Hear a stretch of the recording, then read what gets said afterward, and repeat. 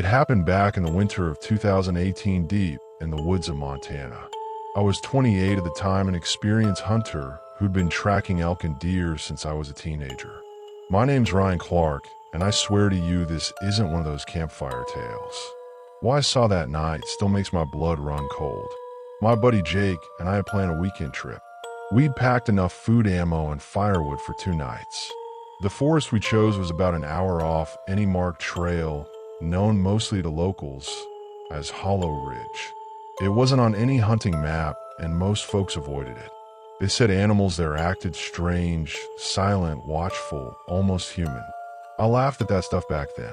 We set up camp near an old logging road surrounded by thick pines. The first day went normal tracks here, and they're the cold biting our fingers as we set traps. But as the sun dropped behind the trees, something felt off. The forest went dead quiet. No owls, no crickets, not even the wind. Just the crackle of our fire. Around midnight, Jake nudged me awake. "Ryan, you hear that?" At first I didn't. Then I caught a faint whistling. 3 notes. Low, high, low. It sounded like someone trying to mimic a bird, but wrong. The rhythm was too precise, too deliberate. Jake thought maybe it was another hunter, but we hadn't seen a single soul all day. The whistling moved first to the right of our camp, then behind us. Whoever it was, they were circling. We called out, but there was no reply. The firelight only stretched so far, and beyond it was pitch black. Jake grabbed his flashlight and swept it toward the trees. That's when I saw it. Something standing between the trunks. Tall. Too tall. Maybe 7 feet, motionless. Its shape was human, but off the limbs were wrong, too long for the torso, and the head tilted at an unnatural angle. The light flickered, and just like that it was gone. We barely slept that night. Every few minutes we'd hear something moving, snapping twigs, slow breathing, that same eerie whistle repeating like a signal. At one point something brushed the side of my tent. I froze, clutching my rifle, heart pounding so loud I thought it might give me away. When dawn finally came, Jake looked pale and jumpy. "We're leaving," he said flatly. But part of me wanted proof, tracks, prints, anything. So before packing up, I walked a few yards into the woods. That's when I found them. Footprints. Bare human footprints in the snow. But they weren't normal. Each was nearly twice the size of my hand, and the toes were long, clawed like something between a person and an animal. They led deeper into the woods, and against every instinct I followed them. I didn't go far, maybe 50 yards, but I could feel eyes on me the whole time. The forest seemed heavier, colder. The print stopped near a half-collapsed hunting shack. It looked ancient, built from rotting timber. The door hung open, creaking softly. Inside it smelled of iron and wet fur. The floor was covered in old bones, animal mostly, but not all of them. Some looked human. Then I noticed something carved into the wall. Dozens of names. Some scratched out, others fresh. And at the very bottom, written faintly, was mine. Ryan. I stumbled back, my breath freezing in my throat. I'd never been here before. How could my name be there? The whistling started again, closer this time, right outside the shack. My body locked up. Through a crack in the wall, I saw movement. A figure stepping out from the trees, tall and thin, moving like its bones didn't fit right under its skin. Its head tilted from side to side like it was sniffing the air. I fired my rifle through the wall. The sound tore through the silence, but the thing didn't flinch. Instead, it made this awful broken, sounded kind of laugh, but gurgled wet wrong. I bolted. Branches whipped my face as I ran back toward camp. Jake was already throwing stuff into the truck, panic written all over him. "Start the engine." "Go," I yelled.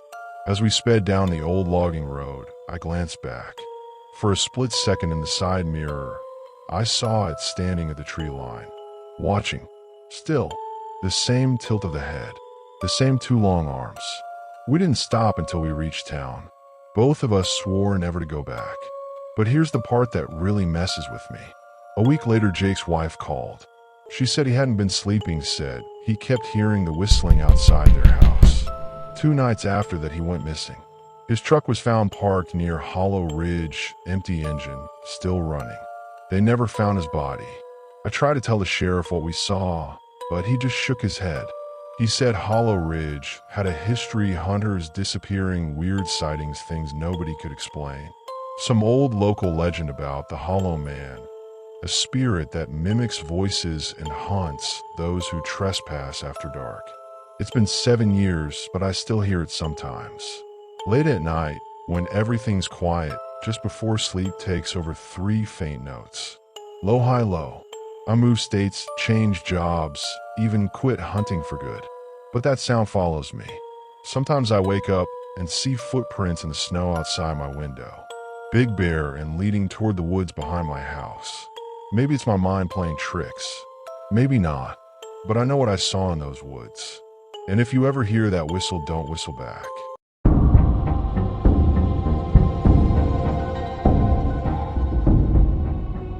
I've gone hunting since I was a kid, but what happened in the winter of 2017 still keeps me awake some nights. My name's Ryan Mitchell.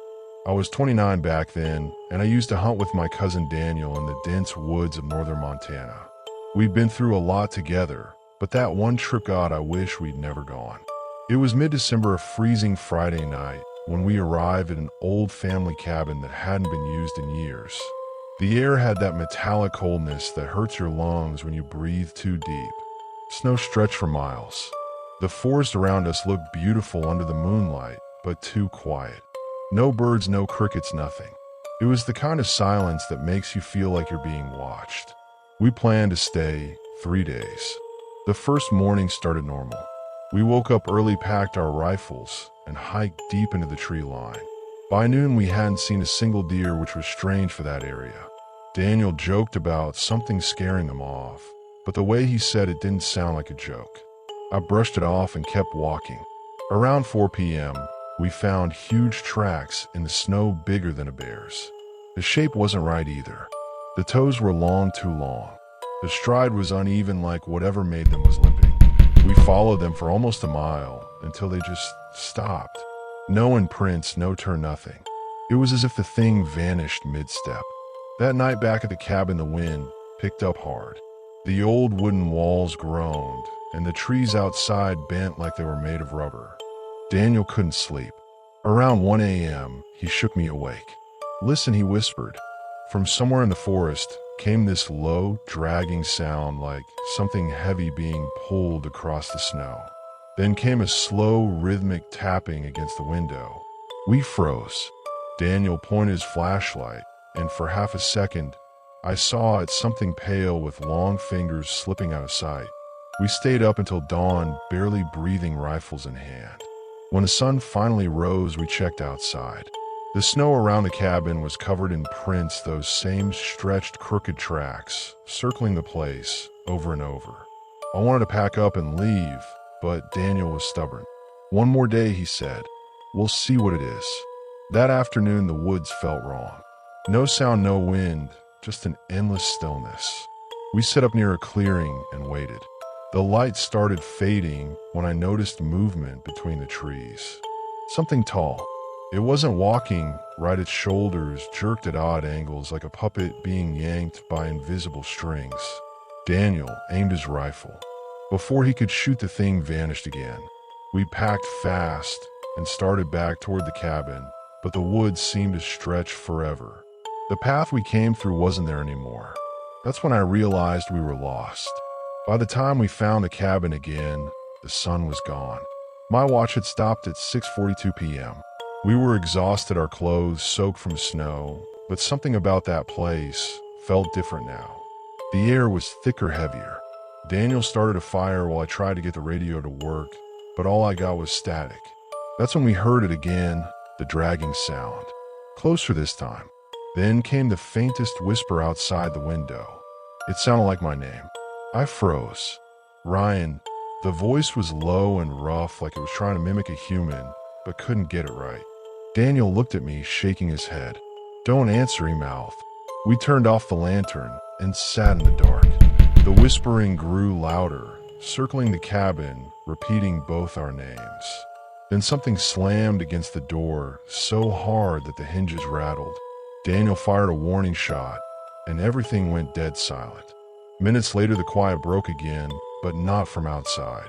It came from the roof. Slow footsteps, one after another, scraping across the wood. We pointed our rifles up, our hearts pounding. Then the footsteps stopped directly above us. The ceiling groaned. I swear I could see the boards bending. Then something started crawling down the chimney. I pulled Daniel back just as a long, pale arm reached out from the fireplace, fingers stretching and twitching. We bolted out the back door into the freezing dark. The snowstorm had picked up, and we could barely see 3 feet ahead. Behind us, the cabin door slammed open on its own. We didn't stop running until we hit the highway, nearly 5 miles from the cabin. A truck driver found us around dawn, half frozen and terrified. When we returned with the sheriff later that day, the cabin was empty, but the snow inside was covered in those same twisted footprints circling the fireplace. They found Daniel's rifle on the floor. The metal was warped, bent like it had been twisted by hand. The sheriff looked pale and said nothing, but one of the rangers told me quietly that this wasn't the first time someone had reported strange tracks in that area. Hunters had gone missing before, always in winter, always near that same stretch of forest. I never went back. I sold my gear, quit hunting for good. Sometimes late at night, when the wind hits my window, just right, I swear I still hear it, the dragging, the whispering voice calling my name from somewhere far away. I used to think monsters weren't real, but I saw what hunts in those woods. It wasn't an animal. It wasn't human either. And whatever it was, it remembers me.